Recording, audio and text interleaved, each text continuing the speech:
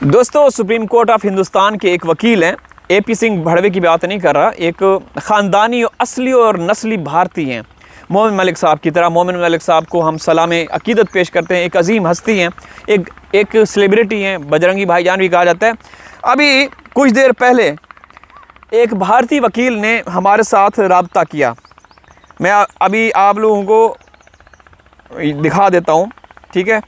उन्होंने क्या कहा, ये मैं आप लोगों को नंबर कैसे दिखाऊं, नंबर नहीं दिखाना चाहता, ठीक है ना। ये उन्होंने कॉल की, उन्होंने कहा कि तनवीर भाई, मैं आपकी वीडियोस देखता हूं, आप बिल्कुल हक और सच की बात करते हैं। मैंने सीमा की कल वीडियो देखी, उस साहब ने कहा, बहुत बड़े व्यक्ति हैं, उन्होंने कहा कि तनवीर भाई, मैं एक दफ़ा पहले भी आपसे रब्ता कर चुका हूँ, बात हुई थी। तो मैंने कहा कि सर मुझे याद नहीं। तो उन्होंने कहा कि जब सीमा के पहले वकील हेमंत पराशर जी आपके चैनल पे लाइव आए थे, तो तब भी मैंने उस लाइव में नीचे कमेंट्स भी किए थे, और उसके बाद एक दफ़ा आपके प्रोग्राम में भी आया था। तो उन्होंने कहा कि तनवीर भाई, जंतर मंतर पे जो हुआ वो उसके हक़ में थे। उन्होंने कहा कि हमारी सरकार इतनी बेहिस और इतनी, मैं वो शब्द यूज़ नहीं करना चाहूँगा जो उन्होंने कहा, ये वो शब्द है जो कि मैं सीमा के बारे में अक्सर कहता हूँ। सीमा को मैं हमेशा कहता हूँ बेगैरत औरत है, ठीक है। उन्होंने कहा कि इतनी निकम्मी और निठल्लू सरकार है, और फिर मोदी मीडिया, गोदी मीडिया, जिस तरीके से आपके पाकिस्तान के बारे में कह रहे थे कि वहाँ पे जो भी राशन उनको भोजन दिया जा रहा था, जो जंतर मंतर पे थे, वो पाकिस्तानी भेज रहे थे। मतलब इतने वो आगे से गीले और पीछे से पीले हो चुके थे आपके लीडर जो भी हैं, और सारे गोदी मीडिया वाले, मोदी मीडिया वाले। उन्होंने कहा कि मैं, आप लाइव आएँ, मैं हिंदुस्तानी लोगों से ये अपील करूँगा कि आप सीमा का वो क्लिप जो इसने हमारे देश के मतलब देश के ख़िलाफ़ एक तरह से उसने बोला है कि जो स्टूडेंट्स कर रहे हैं वो सही नहीं है। इसने मोदी, योगी और अमित शाह की तारीफ़ें की हैं। ये होती कौन है कि हमारे लीडर के नाम ले? ये औरत एक खुद अपराधी, एक चीटर, एक धोखेबाज, एक इलीगल ट्रेसपासर, एक किडनैपर है, और वो खुद क्यों और किस सेंस में ये कह रही थी, ये हिंदुस्तानियों की भावनाओं के साथ खिलवाड़ कर रही थी। उन्होंने कहा कि मैं दावे के साथ लिख के देता हूँ कि ये औरत, इस औरत को आप, जो हमारी सरकार है, उसने लिखने पे स्क्रिप्ट लिख के दिया ताकि जो मोदी के ऊपर बुरा वक्त आया हुआ है, शायद इससे कोई उसको रिलीफ मिले। तो उन्होंने कहा कि कुछ लोग जमा हो जाएं, मैं उनको जो भी होगा सपोर्ट करूँगा, पैसों के हवाले से, खाने पीने के हवाले से मैं पैसा दूंगा। उस भाई ने कहा आप लोग कल या आज रात को मैं लाइव आऊँगा, ठीक है, अफरोज़ अफेयर चैनल पे आप लोग मेरी लाइव देखेंगे उसी वकील के साथ। तो उन्होंने कहा कि हमारी जो बहनें होंगी, बेटियां होंगी, जो भी हैं, मैं सब कुछ मैं उनके लिए करूँगा। अगर पुलिस सामने आई तो हम अपना जो हक़ है, बुनियादी हक़ है, उसके लिए फ़ाइट करेंगे, कानूनी चाराजोई भी करेंगे।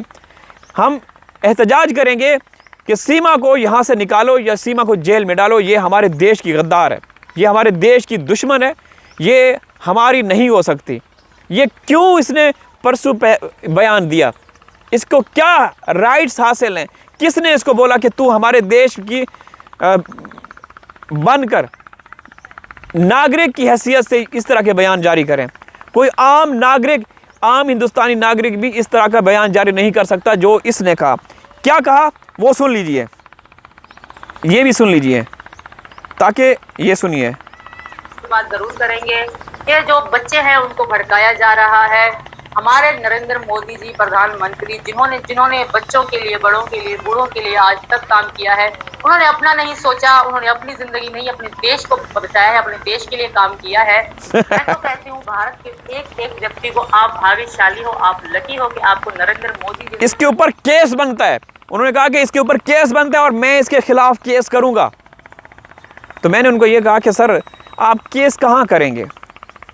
उसने कहा कि मैं लोअर कोर्ट्स हैं, तो मैंने कहा कि वो तो बिकी हुई हैं, वो तो सीमा के सामने लेटी हुई हैं, वो तो मोदी की है, वो मोदी ने उनको डायरेक्शन दी है। तो उन्होंने कहा कि बात आपकी सही है, जितना भी मेरे से हो सकेगा इसका वन एंड ओनली जो सलूशन है, जो हल है ना, जो वाहिद हल है, वो धरना है, वो एहतजाज है। तो सारे जितने भी भारतीय हैं, बहनें हैं, वो सब तैयार रहें। उन्होंने कहा है कि हम इसके ख़िलाफ़ धरना देंगे, हम रबूपुरा जेवर कोट सीमा के घर के सामने वहाँ पे एहतजाज करेंगे, वहाँ पे धरना देंगे कि इसको भगाओ, देश बचाओ या इसको जेल में डालो। और वो साहब ग़ुलाम हैदर भाई के हक़ में हैं। उनका ये कहना है कि ग़ुलाम हैदर को इंसाफ मिलना चाहिए। वो 4 सालों से जिस तरीके से गुहार लगा रहे हैं, अपीलें कर रहे हैं, उनको इंसाफ मिलना चाहिए। लेकिन बदकिस्मती से इंसाफ कहाँ से मिलेगा? उस साहब ने ये भी कहा कि फरीदाबाद कोर्ट ने हमारे गृह मंत्रालय को लिखत में एक मतलब उनको हुक्म दिया है, फरमान जारी किया है कि ग़ुलाम हैदर को वीज़ा भेजा जाए, वीज़ा दिया जाए, वीज़ा जारी किया जाए। लेकिन हमारे गृह मंत्रालय ने क्या किया भाई? मोदी के उसमें चल रहे हैं ना। मोदी के, जब तक मोदी है तो सीमा वहाँ पे इसी तरीके से हिंदुस्तानियों के जो असली और नस्ली ख़ानदानी हिंदुस्तानी हैं, उनके ज़ख्मों के ऊपर नमक छिड़कती रहेगी, उनको इसी तरीके से तकलीफ़ देती रहेगी, उनकी भावनाओं के साथ खिलवाड़ करती रहेगी।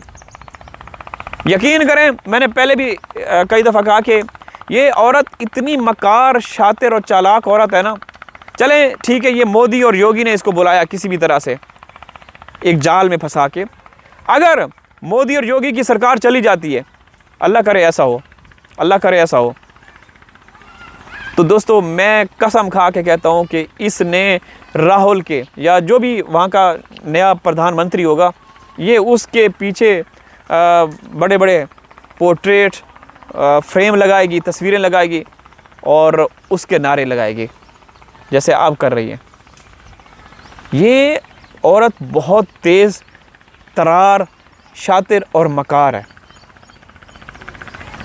समझ रहे हैं ना भाई? एक क्रिमिनल अपराधी, भाई तू अपने केस के बारे में फ़िक्र कर, तेरे ऊपर इतने केस मुकदमात हैं, तू उसके ऊपर फ़िक्र कर। तू उन स्टूडेंट्स जो जंतर मंतर पे अपना हक लेने गए थे और हक भी हासिल कर लिया, अभी तो वो धर्मेंद्र कुमार उसने रिज़ाइन दिया, कल को और भी तब्दीलियां हम देखेंगे इंशाअल्लाह बहुत जल्द।